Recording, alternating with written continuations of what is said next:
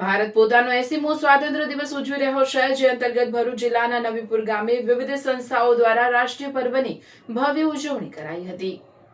પોતાના ધર્મની રક્ષા માટે વતન ઈરાન છોડી દરિયાઈ માર્ગે આશરાની શોધમાં નીકળેલા પારસીઓને આખરે ભારત દેશમાં આશરો મળ્યો હતો। ભારતમાં વર્ષો પહેલા ગુજરાતના સંજાણ બંદરે આવેલા પારસીઓ માટે આજનો દિવસ ખુશીઓનો દિવસ છે। ઈરાનથી સંજાણ બંદરે આવેલા પારસીઓએ પોતાને આશરો આપનાર સંજાણના રાણાને આપેલા વચન મુજબ પારસીઓ દૂધમાં સાકરની જેમ ભળી ગયા છે। આજે નૂતન વર્ષના પાવન અવસરે ભરૂચમાં વસતા શેઠના પરિવારના એરિક શેઠના સહિત પારસી બંધુએ આશાદ બહેરામ એટલે કે અગ્નિ દેવતાની પૂજા અર્ચના કરી હતી અને એકમેકને નવા વર્ષની શુભકામના પાઠવી હતી। ભરૂચ શહેરના અગ્રણીઓ શેઠના પરિવારને નિવાસસ્થાને જઈ શુભેચ્છા પાઠવી હતી।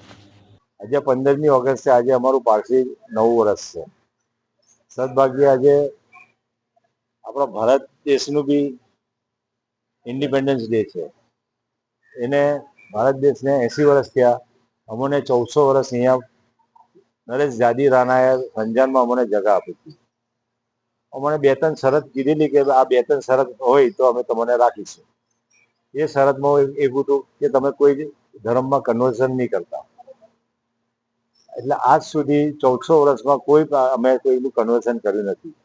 બીજી શરત હતી કે તમારા ધર્મના સ્થળો હોય તેને કોઈને બતાવશો નહીં। અમે આજ સુધી કોઈને બતાવવા દેતા નથી।